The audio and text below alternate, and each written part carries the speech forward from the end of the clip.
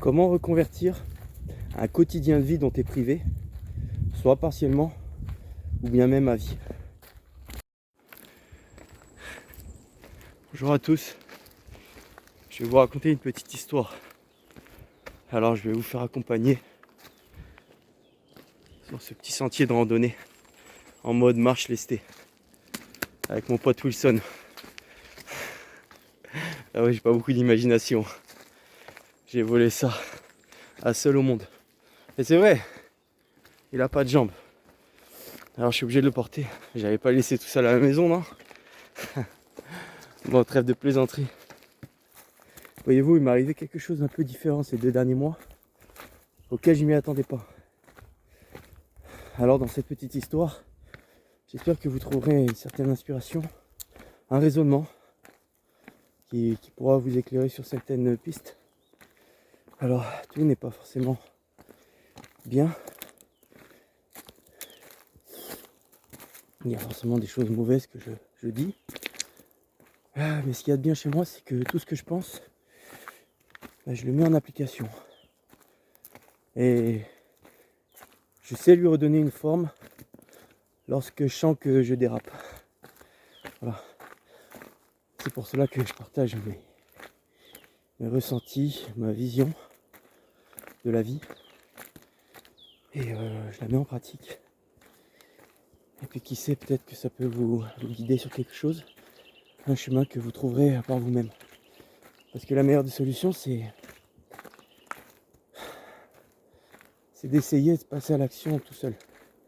Voilà, après, ce que disent les autres, ouais, ça peut être sympa. Mais c'est vrai, j'ai toujours cautionné le fait de ressentir ça par soi-même.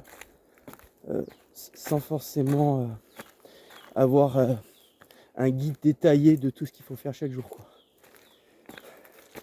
Non, il faut se créer ce guide. Donc je préfère raconter des histoires, mes histoires, ce que je fais. Voilà, c'est mon guide à moi et suivez le vôtre. Pour commencer, je dirais que depuis toutes ces années, et principalement l'année 2024, voire même les 5 à 6 derniers mois, j'ai tellement restructuré mon quotidien de vie que je n'avais très peu de temps, voire aucun temps à dépenser dans des conneries. Ce qui a fait que l'accumulation de cette charge en fait d'effort intense, plus tout le reste de ces dernières années, c'est ce qui a créé ce qui m'est arrivé au mois de février, je pense.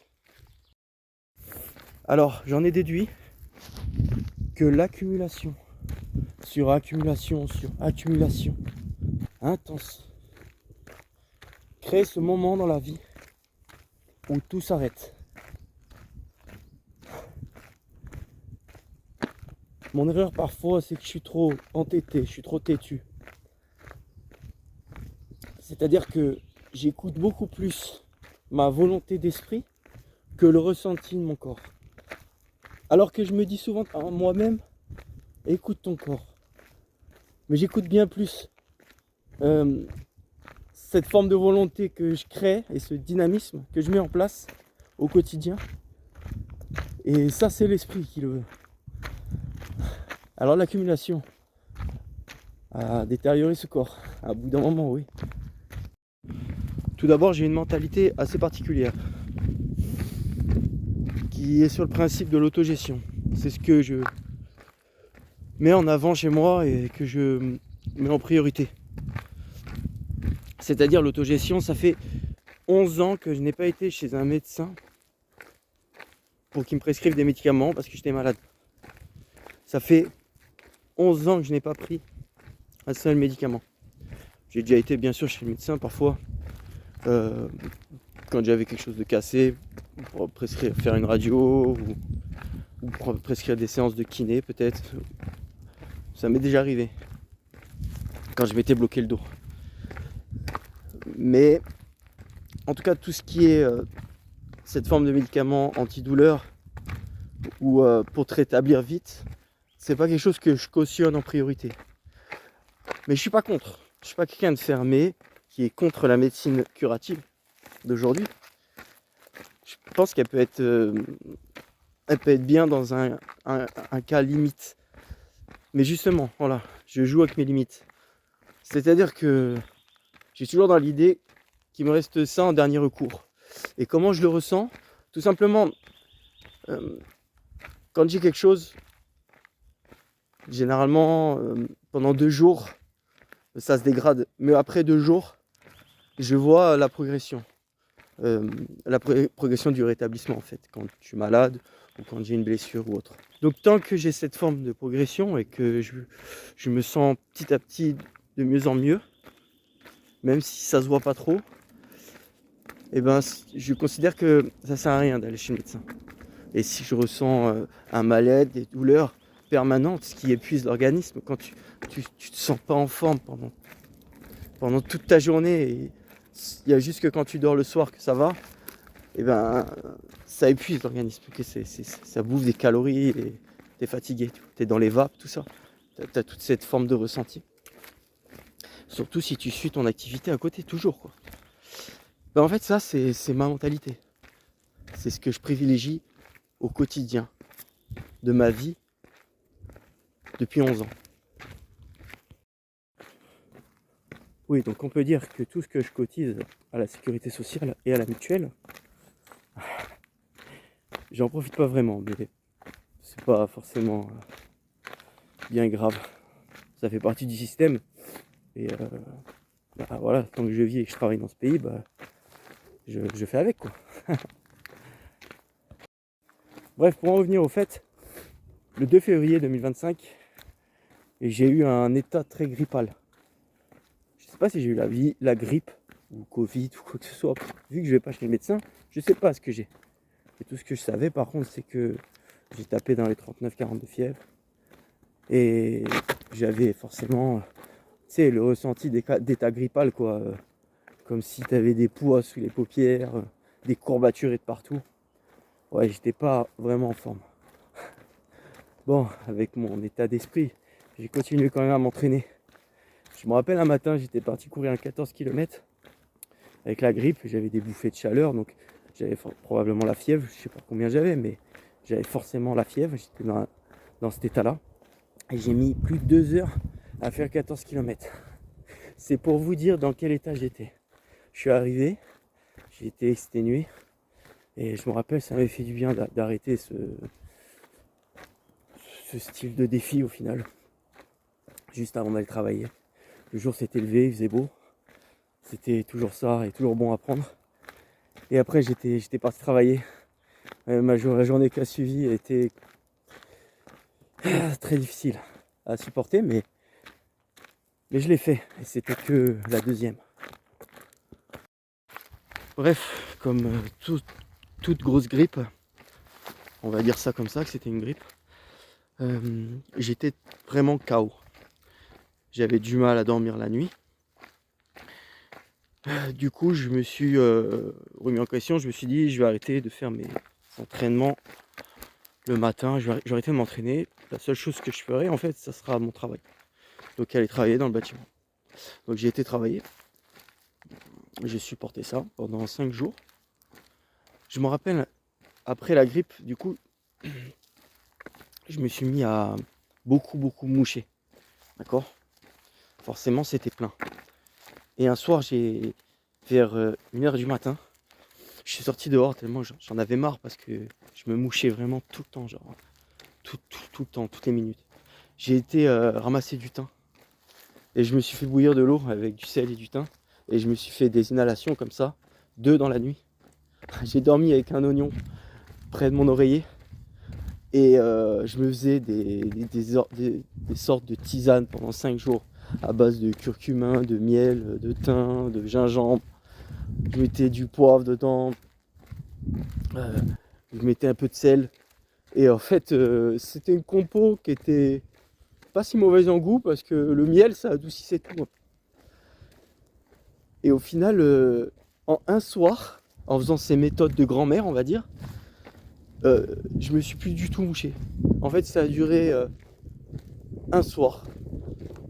Et les inhalations, c'était énorme. et dormir avec un oignon comme ça, vraiment toute la nuit. Alors moi, je n'ai pas fait leur truc qui disent sous l'oreiller ou quoi, non, je l'ai vraiment mis à côté de moi, coupé dans une assiette. Et je dormais un peu à 45 degrés pour justement pour pas me moucher trop. Et ça a marché. Et tu ressens en fait dans tes conduits nasales, tu sens que ça a été dégagé par l'oignon. C'est phénoménal. Mais au final, des fois, respecter des choses un peu naturelles, on va dire que ça marche plutôt bien. Parfois, ça marche pas. Mais bon, il faut essayer, quoi. C'est tout. Après, il y a eu le week-end, j'ai pu bien me reposer. Et la grippe était quasiment terminée. Mais je me sentais quand même affaibli le lundi et le mardi. Mais j'ai continué à me rentraîner.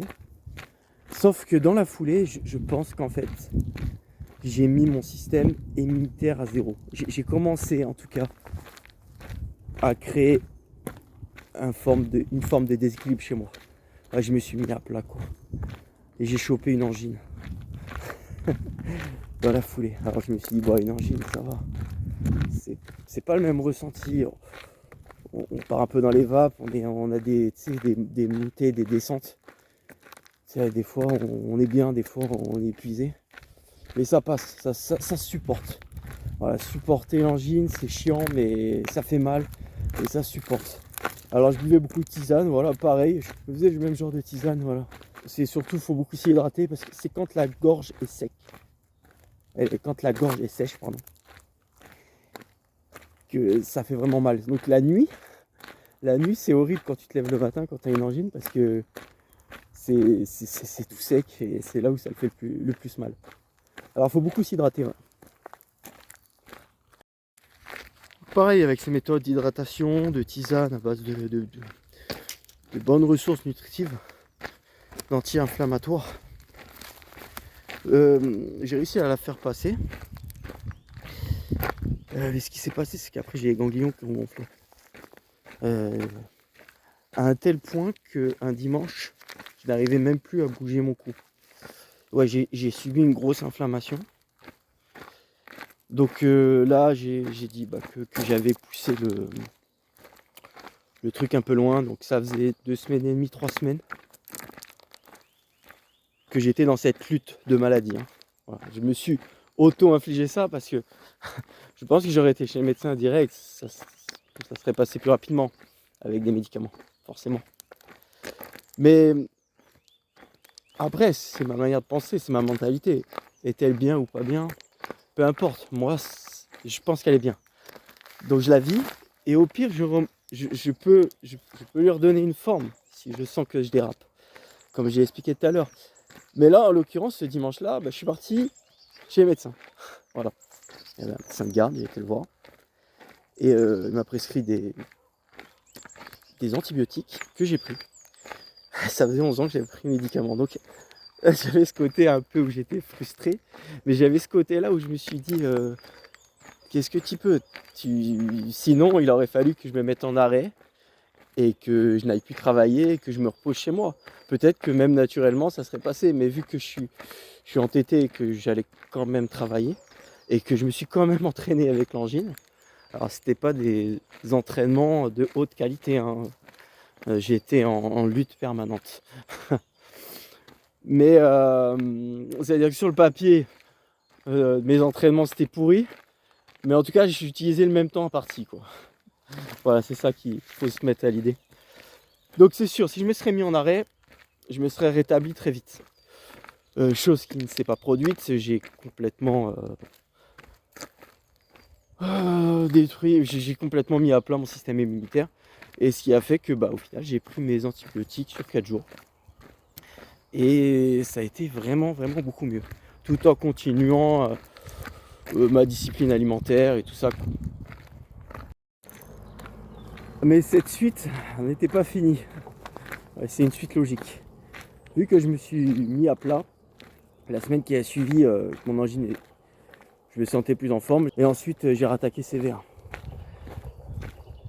Et ce qui s'est passé, c'est que même pas une semaine après, je me suis pris un coup au Muay Thai. Il faut savoir que j'ai commencé le Muay Thai en septembre. Mais je fais qu'un cours par semaine. Ouais, je suis vraiment un débutant, mais j'ai la volonté de vouloir bien faire et de vouloir encaisser.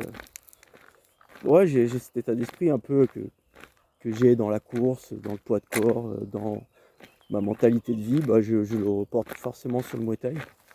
Alors même si je fais qu'un cours par semaine, parce que je n'ai que ce temps à, à fournir là-dedans, bah en fait j'essaye de m'entraîner aussi à côté.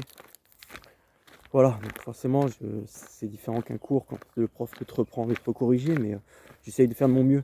Mais là je me suis pris un coup à la cuisse, pas forcément violent. Non, je m'en suis pris plusieurs, mais à la fin du cours j'ai senti ma cuisse éclater. Ce qui s'est passé, c'est que je pense que j'étais tellement affaibli que le moindre truc qui m'arrivait, bah voilà, ça m'a pris de court et ça m'a vraiment endommagé pour le coup. Et là, j'ai fait continuer mes erreurs, forcément. Dès le lendemain, bah, comme d'hab, hein, comme je fais aujourd'hui, un samedi matin, bah, j'ai été faire ma petite marche lestée avec ma jambe détériorée, où bah, je boitais quasiment tout le long. J'ai mis une demi-heure de plus comparé à d'habitude pour la faire. Mais je l'ai faite, quoi. Le dimanche, j'avais fait plutôt un entraînement haut du corps. Et me voilà reparti le lundi, mardi, mercredi, jeudi, en course à pied. Mais avec une jambe de plus en plus raide. Mes footings ressemblaient de plus en plus à rien. Jusqu'à ce que j'arrive le jeudi, au bout de 3 km où j'ai dû arrêter. Ouais, j'ai dû arrêter. Je suis rentré à pied. Et j'ai été travailler, quoi. Enfin, et en fait, j'ai fait un épanchement au genou. Donc après, j'ai dû traiter ça avec l'argile. Qui au bout de 5 jours, j'ai réussi à faire disparaître l'épanchement. Donc je pensais qu'après l'épanchement, bah, c'était terminé, c'est bon, j'ai récupéré ma jambe. Mais en fait, il s'est passé quelque chose dans ma cuisse. Je sais pas c'est quoi. Si c'est un claquage, une déchirure. Je sais pas parce que je n'ai pas été voir de médecin.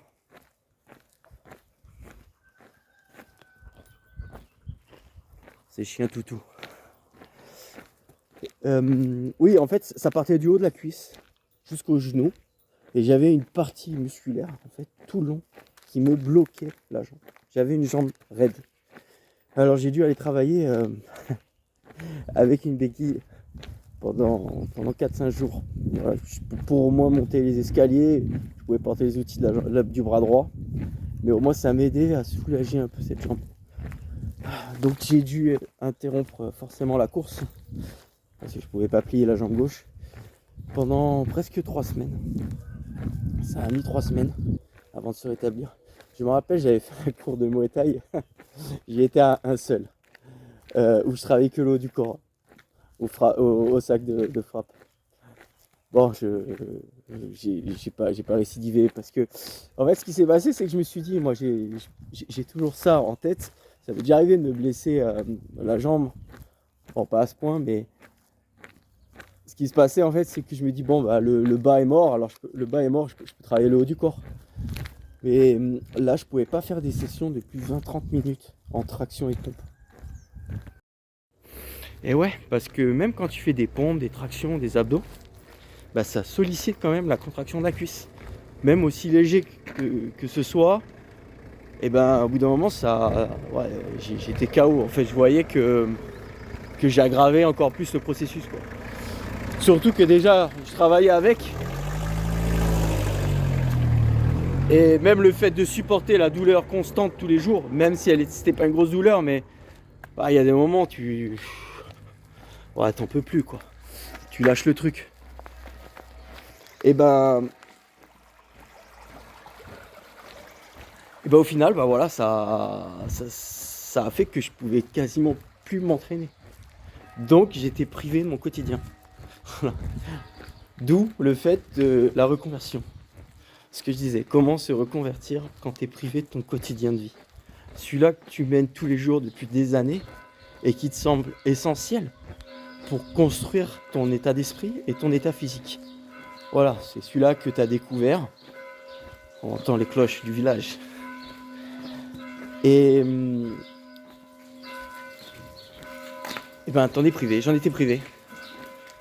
Et c'était ces 2 derniers mois-là, février, mars, en fait ça m'a fait découvrir un univers que je connaissais pas forcément. Voilà. Ce mode de reconversion. J'explique. Alors, ayant pris conscience de ce qui m'arrivait, je me suis dit qu'il fallait que je calme le jeu, quoi. Donc la reconversion était nécessaire à ce moment-là. Il fallait bien évidemment que je vous raconte un peu cette petite histoire qui m'est arrivée.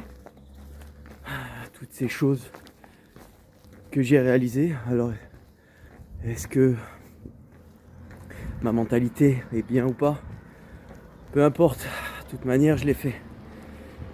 J'en tire forcément des leçons. Mais dans cette reconversion, ça m'a mis dans une phase auquel je ne m'attendais pas. Et j'ai dû trouver un moyen de combler ce temps bénéfiquement. Moi, quotidiennement, j'arrive à lire entre 30 minutes à 1 heure par jour. Mais plutôt le soir, forcément. J'ai pas trop le temps pour ça la journée. Et là, je me suis mis dans une situation où je me levais le matin et la première chose que je faisais, c'était de lire. À ma pause déjeuner, je mangeais et je lisais. Et le soir, je lisais. Donc, j'ai triplé ma lecture tous les jours pendant 2 semaines, j'ai fait ça. Alors, j'ai converti l'équivalent de 30 heures d'effort de course à pied, qui équivaut à 300 km pour moi, effectué en 3 semaines. Je les ai convertis à l'équivalence de 30 heures de lecture, dont j'ai fini un roman de 750 pages, à peu près en 30 heures. Donc 300 km a été représentatif à la lecture d'un roman. Dit comme ça peut paraître bizarre, mais c'est exactement ça que j'ai fait. Ma course à pied, je l'ai convertie en ça. Et le reste que je faisais, c'est-à-dire la boxe, puis le poids de corps que je travaille, toutes ces choses-là, j'ai fait autre chose. J'avais d'autres choses à faire, du dessin, que j'aime beaucoup dessiner. Je trouve beaucoup d'inspiration là-dedans. Mais en tout cas, mes moments de course à pied, je les ai convertis en lecture. Et je trouve ça fascinant en fait de le dire comme ça. Trouver un moyen qui au final te fait pas perdre ton temps dans des choses inutiles, car la lecture, ça développe beaucoup l'esprit. Par exemple, moi qui fais beaucoup de fautes d'orthographe, je ressens au fur et à mesure, même si c'est long, que j'en fais moins. Ou des fois je peux en faire, mais bon, même si j'ai écrit la phrase et qu'il y a des fautes d'orthographe, mais j'arrive à les identifier, donc je peux me corriger. Ouais, petit à petit je progresse. Ouais, c'est difficile de rattraper son retard, mais on s'accroche et puis c'est ce qu'il faut. C'est ce qu'il faut, toujours se corriger. Au final, on le fait pour soi. Je veux dire, quand on fait mal les choses, quand on sait pas faire, ce que pensent les autres, on s'en contrefiche. Par contre, ce qu'on pense nous, c'est important. Et comment on fait pour rétablir ces erreurs du passé? Comment on fait pour se remettre en forme, pour mieux manger, pour mieux travailler son esprit, pour mieux travailler sur sa mémoire, pour mieux travailler sur son corps physique? Il faut passer à l'effort. Voilà. Il faut se trouver cette mentalité en fait qui va nous pousser à acquérir cette volonté. Et quand on ne peut plus le faire, parce qu'on est privé dû à peut-être des erreurs, je sais pas moi, ma mentalité, si elle est viable ou pas, mais je l'aime. J'adore cette mentalité que j'ai. Et ça fait partie de mon identité depuis toujours. Sauf qu'avant je la masquais, je la cachais par l'influence de la société. Ouais, parce qu'il faut rentrer dans les normes. Parce que marcher comme ça, avec un sac de 35 kilos de sable à travers un village, on passe pas inaperçu. Mais au final, les gens dans ce village, en souriant. Mais ce que je veux dire par là, c'est que moi j'en ai besoin. Moi maintenant, porter ce sac de sable, c'est ma norme. Là, c'est un entraînement facile. Je suis dans ma zone de confort. Si je porte 50 kilos, c'est pas la même. Là, je suis en galère. Mais là, je suis en rééducation. Alors les 50 kilos, ce sera bientôt. Pour très bientôt, je pourrai les reprendre. J'en ai pas encore fait beaucoup, mais j'en ai fait déjà. Et j'en ai bien chié. Voilà, une fois de plus. Je vous ai raconté une petite histoire. Une petite histoire de ma vie, de mon ressenti, de ma mentalité, de ce que je vis tous les jours. J'aime le partager maintenant parce que ça fait cogiter. Parce que c'est pas commun de penser comme ça. Et je vous demande pas de copier cette idée si elle vous plaît, mais de créer les vôtres. Il faut créer son identité. Après, si vous ressentez des choses similaires à moi et que vous les faites pas et que vous les ressentez, eh ben faites-le. Faites-le. Commencez progressivement, même des fois commencez brutal. Vous allez vous rendre compte que peut-être que vous allez trop vite. Alors, passez au palier du dessous pour pouvoir apprécier ensuite le palier du dessus. Voilà, il faut constamment se recorriger, remodeler sa manière de faire. Moi en tout cas ces 2 derniers mois, je pense que je les ai kiffés au final. J'étais dans une lutte constante entre la maladie et la blessure, le ressenti de douleur tous les jours, sans prendre aucun substrat et médicament.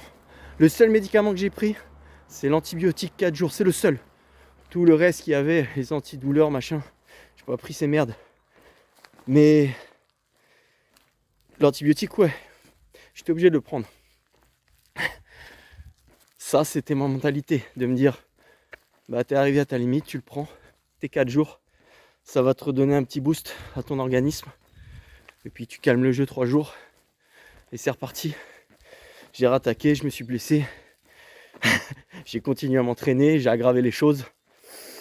Et puis je suis passé à de la lecture, j'ai converti 300 bornes en un roman, plus tout le reste. Voilà.